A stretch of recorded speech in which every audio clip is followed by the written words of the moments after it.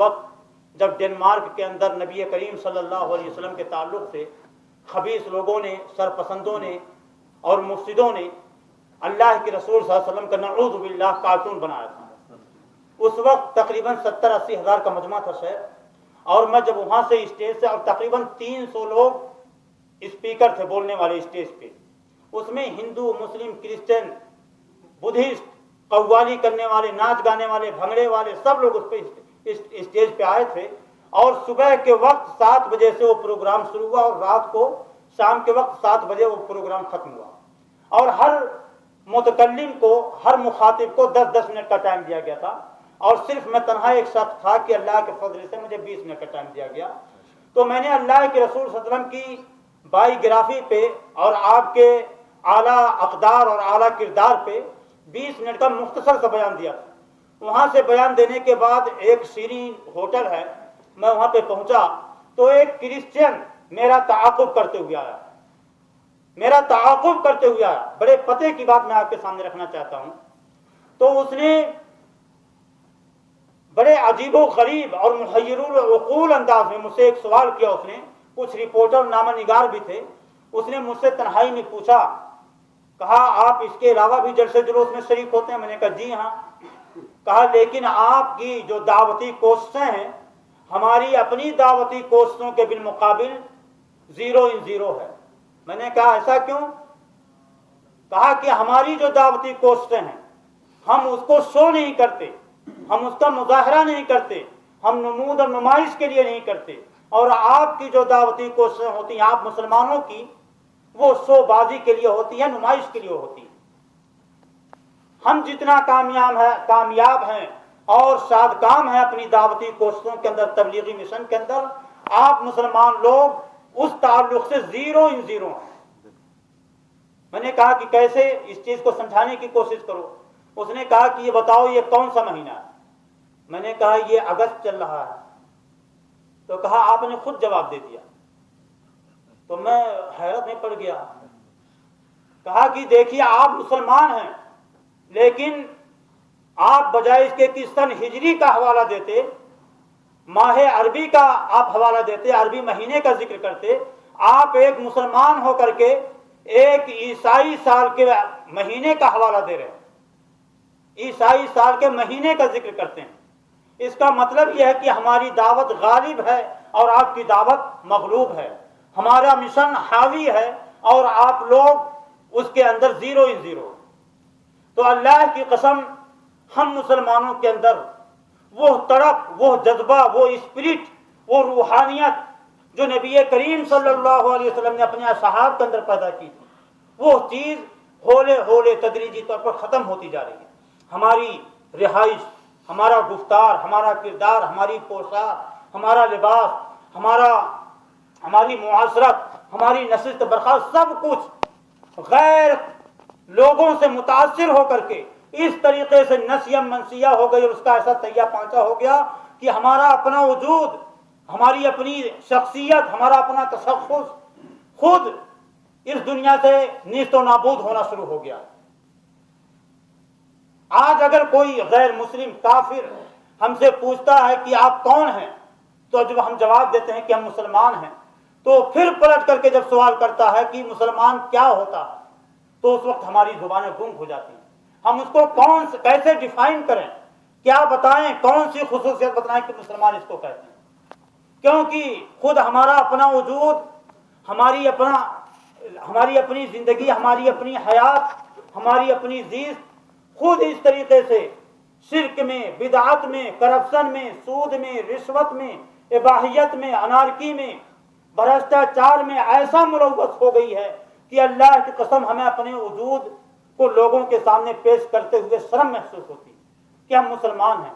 اسی لیے اللہ کی قسم میرے بھائیوں، میں اس مسجد میں آپ کے سامنے اللہ کو گواہ بنا کر کے یہ حقیقت آپ کے سامنے رکھنا چاہتا ہوں کہ میرے پاس جو کوئی بھی مسلمان، جو کوئی بھی انسان اسلام قبول کرنے کی غرض سے آتا ہے، تو میں اس کو نصیحت کرتا ہوں کہ میرے بھائی، پہلی چیز یہ پوچھتا ہوں کہ آپ کے اوپر کوئی فورس، کوئی پریشر، کوئی دباؤ، کوئی زور زبردستی؟ جب کہہ دیتا کہ نہیں، بالکل نہیں، تو پھر پوچھتا ہوں کہ کوئی حرص، کوئی لالچ، کوئی طمع؟ جب اس کو بھی وہ کلیئر کر دیتا ہے تو اسلام قبول کرانے کے بعد عیسیٰ بھائی میں اس کو نصیحت کرتا ہوں کہ میرے بھائی آپ یہاں سے اسلام قبول کرنے کے بعد جاؤ، لیکن آج ہمارے اسلامی معاشرے کی طرف نظر اٹھا کر کے مت دیکھنا۔ تمہارے اسلام کا خراج، اس کی کسوٹی، اس کا معیار، اس کا ترازو نبی کریم محمد الرسول اللہ پہ اترنے والی کتاب قرآن کریم ہے اور اللہ کے رسول صلی اللہ علیہ وسلم کا فرمان ہے۔ ہم مسلمانوں کو مت دیکھو، ہمارے اسلامی معاشرے، اسلامی ملک کو مت دیکھو۔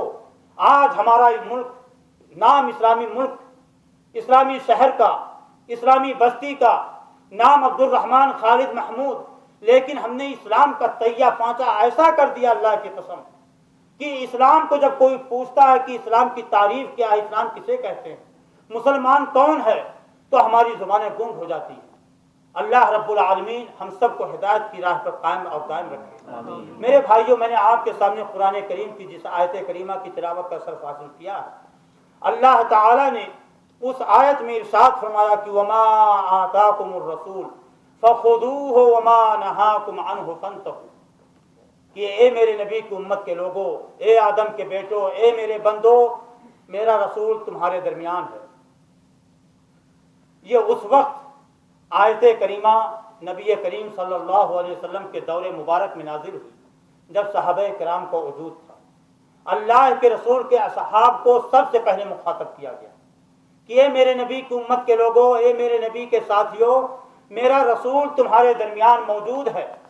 وما آتاکم الرسول فخذوہ، رسول جو دیں اس کو لے لو۔ وما نہاکم عنہ فانتہوا، اور جن چیزوں سے رسول تم کو روک دیں ان سے باز آ جاؤ۔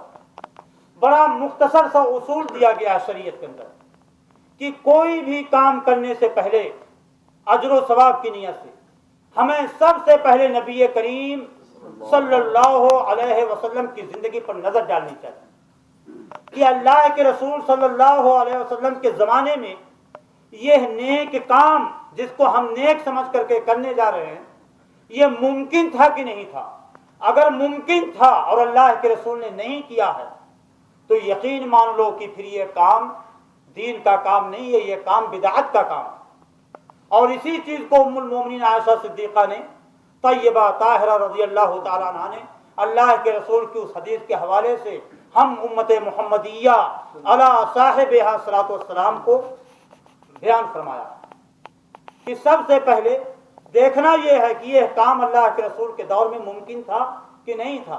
اگر ممکن تھا اور نہیں کیا ہے تو پھر اس کام سے رک جانا چاہیے، کیونکہ ہمارا عقیدہ یہ ہے کہ نبی کریم محمد رسول اللہ صلی اللہ علیہ وسلم اس دنیا کے اندر انبیاء تو کجا، صلحاء، اتقیاء، شہداء اور بڑے بڑے پرہیزگار، بڑے بڑے پاک تینت لوگ اور خدا ترس بندوں کے درمیان آپ تقوی اور طہارت کی اس بلندی پر قائم ہیں جس کا ہم تصور بھی نہیں کر سکتے۔ ایسا خدا ترس، ایسا پاک تینت، ایسا مقتدی نبی، ایسا پارسا نبی کہ اللہ رب العالمین نے جب آپ کی عظمت اور آپ کی منقبت کو بیان کیا تو فرمایا وَرَفَعْنَا لَكَ ذِكْرَكَ، اے نبی ہم نے آپ کے مقام کو، آپ کی شان و عزت کو اتنا بلند اتنا بلند اتنا بلند کر دیا کہ جس کا آپ تصور بھی نہیں کر سکتے، ہم اور آپ اس کو سوچ بھی نہیں سکتے۔ نبی کریم صلی اللہ علیہ وسلم سے بڑا خدا ترس، آپ سے بڑا مقتدا، آپ سے بڑا پاک تینت، آپ سے بڑا اللہ والا، آپ سے بڑا پارسا اس دنیا کے اندر کوئی نہیں۔ اگر کوئی چیز، کوئی بھی عمل اجر و ثواب کا عمل ہوتا تو نبی کریم صلی اللہ علیہ وسلم ضرور اس کو انجام دیتے۔ میرے بھائیوں، آج کے ہمارے زمانے میں آپ ذرا دیکھیے کتنی ایسی چیزیں ہیں، کتنی ایسی چیزیں ہمارے اپنے عقیدے میں، ہمارے اپنے عمل میں، ہمارے اپنے گفتار میں، ہماری پوشاک میں، لباس میں، خورد و نوش میں ایسے ایسے عادات، طور طریقے اور ایسی ایسی سویلائزیشن، تہذیبیں اور دوسروں کی روش ہماری اپنی ثقافت کے اندر سرایت کر گئی ہے جو اسلام سے کالے کوسوں دور کا بھی واسطہ نہیں رکھتی۔ اور نبی کریم صلی اللہ علیہ وسلم نے پیشین گوئی فرمائی تھی کہ میرے ساتھیوں ایک زمانہ آئے گا لَتَرْكَبُنَّ سَنَنَ مَنْ كَانَ قَبْلَكُمْ لَتَرْكَبُنَّ سُنَنَ مَنْ كَانَ قَبْلَكُمْ قرب قیامت سے پہلے ایک وقت آئے گا، ایک گھڑی آئے گی، ایک زمانہ آئے گا کہ تم لوگ میری امت میں ہونے کے باوجود، میری امت کے افراد ہونے کے باوجود اپنے سے پہلی والی امتوں کی روش پر، ان کے طور طریقوں پر چلنے کی کوشش کرو گے۔ حتیٰ لو دخلوا جوہر ضب لدخلتموہ، حتیٰ کہ اگر وہ کسی سانڈ یا گوہ کی سوراخ میں بھی داخل ہونے کی کوشش کریں گے تو تم ان کے ساتھ ساتھ شبرن بشبرن، بالشت اور شانہ بشانہ، قدم سے قدم ملا کر اس سانڈ اور اس گوہ کے سوراخ میں بھی داخل ہونے کی کوشش کرو۔ اب میں آپ کو بتاؤں، کیا آج ہمارے اپنے معاشرے میں وہ ساری گندگیاں، وہ ساری آلودگی ہمارے عقیدے میں، فکر میں، عمل میں، جو کرسچن کے ہاں، ہندوؤں کے ہاں، غیر مسلموں کے ہاں، بدھسٹوں کے ہاں، جین دھرم والوں کے ہاں ہم دیکھتے ہیں، پاتے ہیں کہ آج ہمارے مسلمان سماج کے اندر، مسلم معاشرے کے اندر نہیں ہے۔ گاندھی جس کو ہم لوگ مہاتما گاندھی کہتے ہیں، حالانکہ آپ لوگ اس لفظ سے پرہیز کیجئے، مہاتما کا مطلب ہوتا ہے عظیم روح، عظیم مہا آتما، اور یہ عظیم روح، مقدس روح کو کہتے ہیں۔ سمجھ بات آئی؟ تو ہم مہاتما نہیں بلکہ گاندھی کہہ کر کے حوالہ دے سکتے ہیں۔ گاندھی جی نے کسی موقع پر ایک اسٹیٹمنٹ دیا تھا، ایک بیان دیا تھا، کہا کہ ہم سمجھتے تھے کہ ہم ہندوؤں اور مسلمانوں کے درمیان زبردست تفاوت ہے، فرق ہے، لیکن جب ہم نے مزاروں کی کھاد چھانی اور ہم نے مسلمانوں کے درگاہوں پہ جا کر کے وہاں کا تماشا دیکھا تو ہم نے یہ نتیجہ اخذ کیا کہ ہم ہندوؤں اور مسلمانوں کے درمیان ذرا بھی کوئی فرق نہیں ہے۔ اگر فرق ہے تو صرف اتنا ہے کہ ہم ہندو زمین کے اوپر نصب کی ہوئی، کھڑی ہوئی، استادہ کی ہوئی مورتیوں کی پوجا کرتے ہیں، اور مسلمان زمین کے اندر دفن کی ہوئی مورتیوں کی پوجا کرتے ہیں۔ فرق ہے تو صرف اتنا ہے۔ اور برنارڈ شاہ جو ایک بہت بڑا ہسٹورین گزرا ہے، اس نے بھی یہ بات کہی کہ Islam is the best religion in the world but alas Muslims are not so, کہ اسلام دنیا کے اندر سب سے بہترین، افضل ترین اور بہت ہی بہتر دین ہے، بہت ہی بہتر مذہب ہے، لیکن افسوس کی بات ہے کہ اس کے ماننے والے خود اسلام کی طرف سے نہیں۔ یہ ہندوؤں کا اپنا اسٹیٹمنٹ ہے، ان کا اپنا بیان ہے، اور ہم مسلمان لوگوں کے کلچر کو، لوگوں کی ثقافت کو، سویلائزیشن کو اپنے عقیدے میں، اپنی فکر میں، عمل میں اس طریقے سے شامل کیے ہوئے ہیں کہ اب دیکھیے، آج 9 تاریخ 9 ربیع الاول، کل پرسوں اور سنبا کے دن، سنبا کہتے ہیں مولانا کہ ہفتہ بولتے ہیں، سنیچر کے دن، آپ لوگ کیا بولتے ہیں پاکستانی بھائی؟ ہفتہ بولتے ہیں۔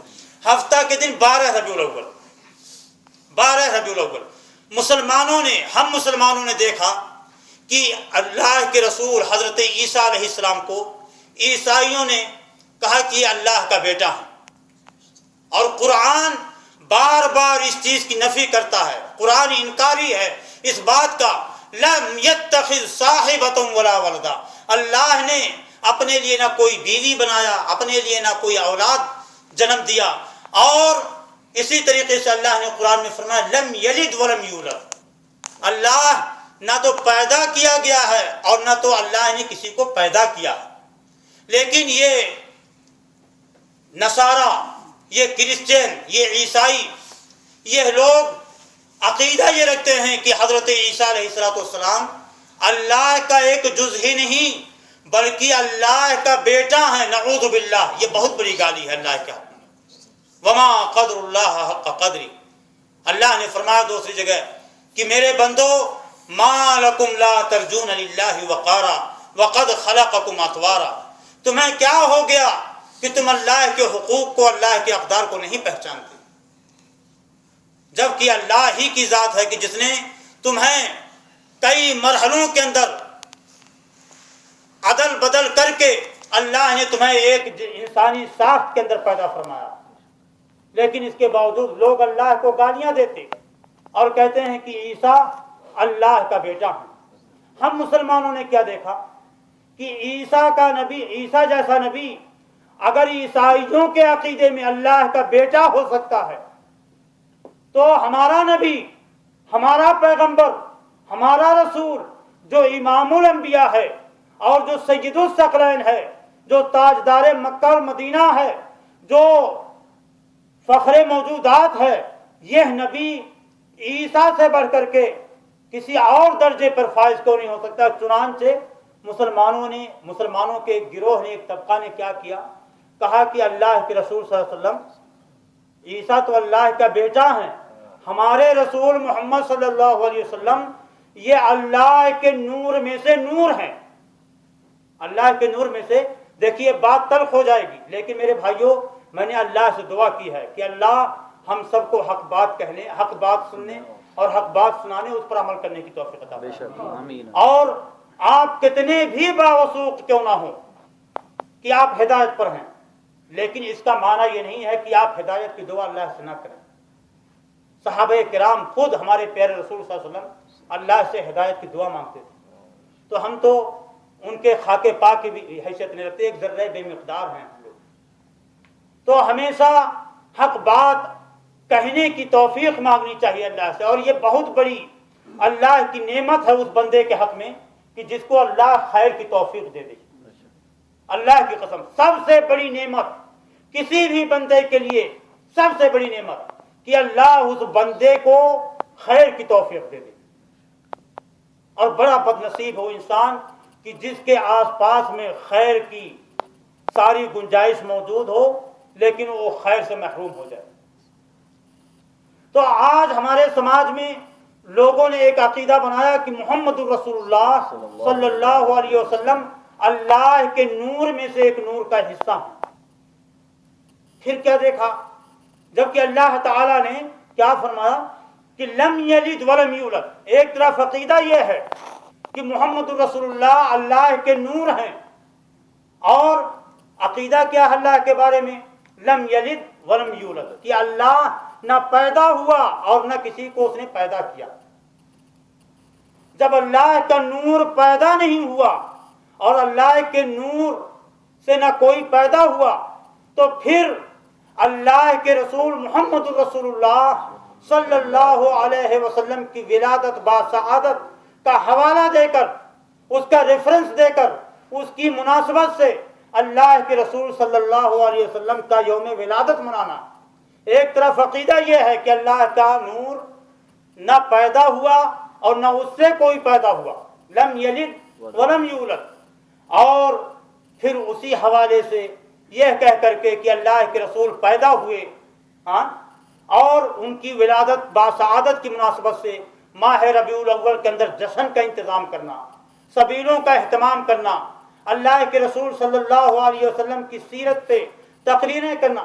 بظاہر یہ اچھی چیزیں ہیں، بظاہر یہ دینی چیزیں نظر آتی ہیں، اجر و ثواب کا کام نظر آتا ہے، لیکن حقیقت میں میرے بھائیوں میں نے جو اصول بتایا کہ ہر وہ کام جو اجر و ثواب کی نیت سے آپ کرنا چاہتے ہیں، سب سے پہلے یہ دیکھو کہ کیا اللہ کے رسول کے زمانے میں یہ کام ہوا ہے کہ نہیں ہوا۔ اگر یہ کام ہوا ہے تو وہ دین کا حصہ ہے، اس پر آپ عمل درآمد کرو، اس کو انجام دو۔ اگر یہ کام نہیں ہوا ہے تو یقین مانو کہ وہ بدعت کا کام ہے۔ اللہ کے رسول کا ذکر خیر کرنا، آپ کی سیرت پہ تقریریں کرنا، آپ کی سیرت کو اجاگر کرنا، یہ خیر کا کام ہے، لیکن یہ خیر کا کام صرف ربیع الاول کے مہینے میں اور خاص طور سے 12 تاریخ کو یہ ذکر کرنا، یہ کوئی شریعت کا کام نہیں ہے۔ ہر مسلمان کو رطب اللسان رہنا چاہیے اور اپنی زبان کو تر و تازہ رکھنا چاہیے اللہ کے رسول کے ذکر سے، آپ کی سیرت سے، آپ کی سنتوں سے۔ مہینے کے 30 دنوں کے اندر اور سال کے 12 مہینوں کے اندر ہر آن ہر لمحہ ہر مسلمان کو خوگر ہونا چاہیے نبی کریم صلی اللہ علیہ وسلم کی سنت کا۔ اللہ کے رسول صلی اللہ علیہ وسلم کے بارے میں اللہ نے فرمایا کہ لقد من اللہ علی المؤمنین اذ بعث فیہم رسولا منہم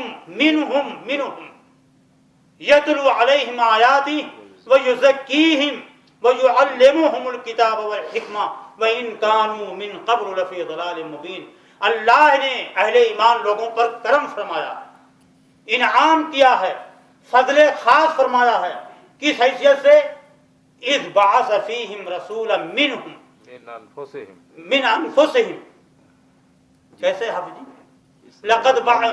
لقد من اللہ علی المؤمنین اذ بعث فیہم رسولا من انفسہم۔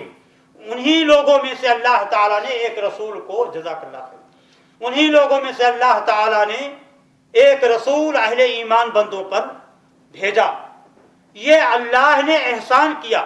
اللہ کے رسول کی ولادت یہ خوشی کا وقت نہیں ہے۔ خوشی کی بات یہ نہیں ہے کہ اللہ کے رسول پیدا ہوئے، خوشی کی بات یہ ہے کہ محمد بن عبداللہ کو اللہ رب الارباب نے محمد الرسول اللہ بنایا۔ خوشی کی بات یہ ہے کہ اللہ نے محمد الرسول اللہ کو، محمد بن عبداللہ کو محمد الرسول اللہ کا تاج پہنایا، آپ کو تاجدار مکہ اور مدینہ بنایا، آپ کو اس پوری کائنات کا سید الثقلین اور سرور کونین فخر موجودات بنا کر کے اجاگر فرمایا۔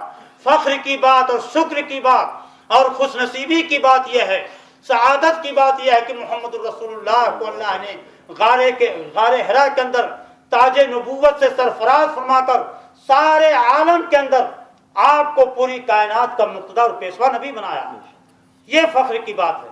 تو میرے بھائیوں، میں نہیں چاہتا کہ بات لمبی ہو جائے، اور میں سمجھ رہا ہوں کہ یہ بات آپ بھائیوں میں سے کچھ لوگوں کے دلوں پر ہو سکتا ہے تلخ گزرے، لیکن معذرت چاہتا ہوں، حق بات۔